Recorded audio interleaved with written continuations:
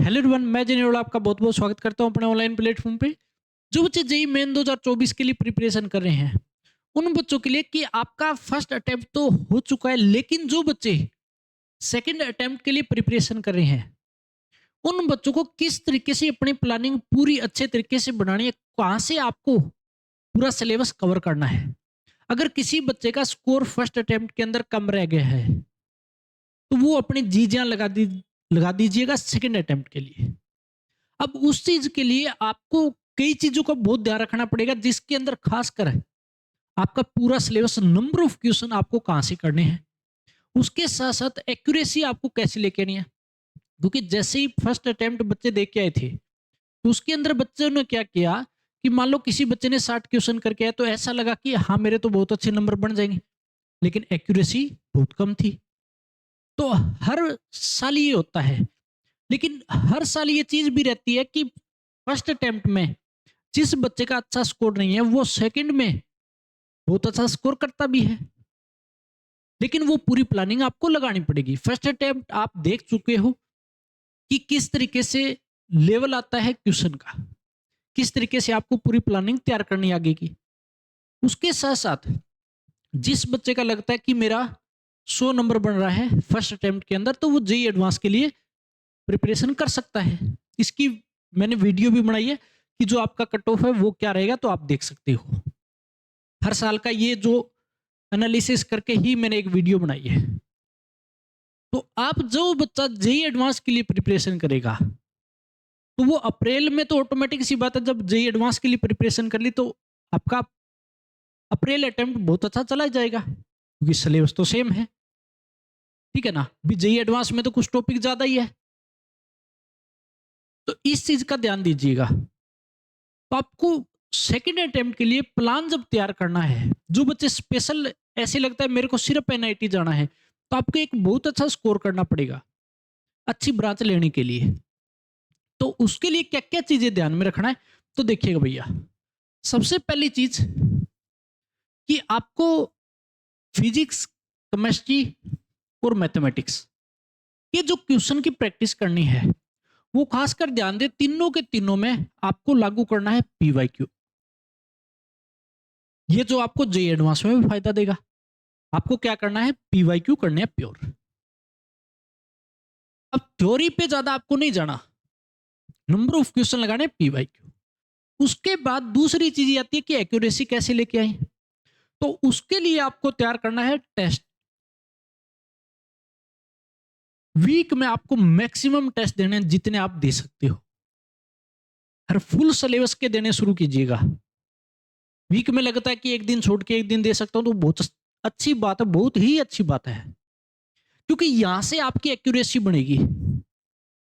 ये चीज आपको बहुत ज्यादा एक्यूरेसी, और आपको ये पता लगेगा कि मैं कहां पे चल रहा हूं, मेरे को क्या क्या चेंज लेके आना है, वो चीज आपको देगा टेस्ट।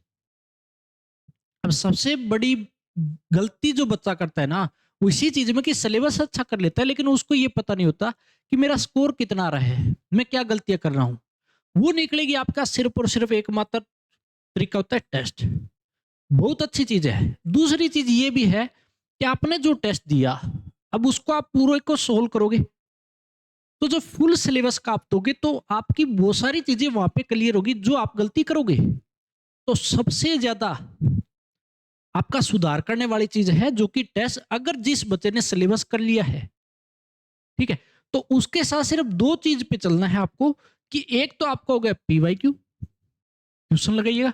दूसरा सिर्फ और सिर्फ आपके लिए टेस्ट है। इसके अलावा कोई भी रास्ता मत अपनाइएगा।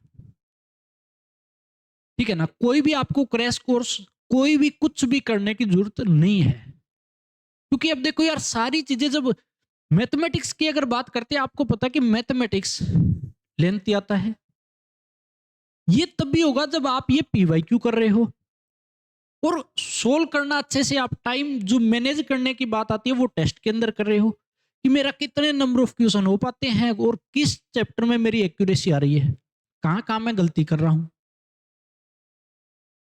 तो इस चीज से बिल्कुल भी नहीं डरना है।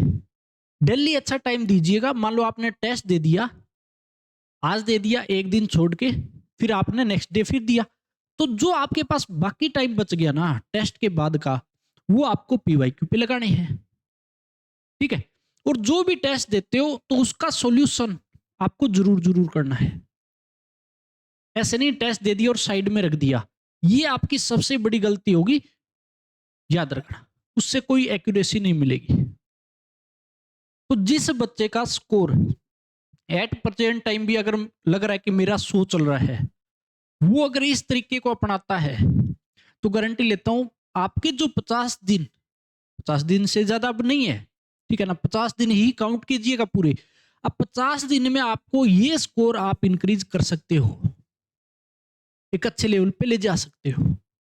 अब लगता है कि मेरा स्कोर 200 का चल रहा है, तो वो बच्चा एक अच्छी एनआईटी और अच्छी ब्रांच की तरफ आगे बढ़ सकता है।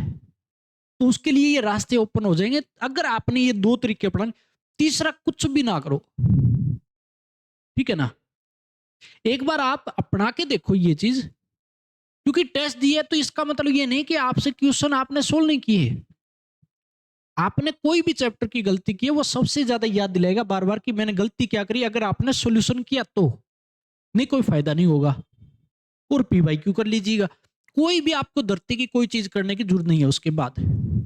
आप अगर अब की बार के फर्स्ट अटेम्प्ट के आप सारे क्वेश्चन उठा के देखो और पीवाईक्यू के साथ मैच करके देख लो कि कहां से कौन सी चीजें आ रही है। बहुत सारे क्वेश्चन ऐसे लगेंगे सिर्फ थोड़ी बहुत स्टेटमेंट चेंज और क्वेश्चन आपको पीवाईक्यू मिल जाएंगे। और मोस्ट इंपोर्टेंट जो चैप्टर है उनको ज्यादा से ज्यादा कीजिएगा।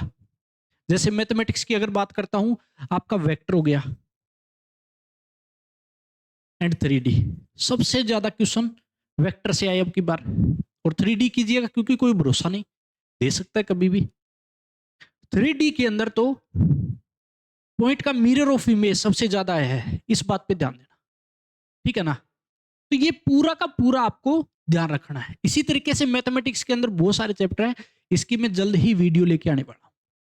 तो पूरा इसी तरीके से आपको कवर करना है और बहुत अच्छी एक्यूरेसी आएगी, बहुत अच्छे मार्क्स आपके आएंगे। तो पूरा वीडियो आपको कैसा लगा कमेंट करके जरूर बताएं। मिलते हैं नेक्स्ट वीडियो में, इतने तक पढ़ते रहे और मजे करते रहे।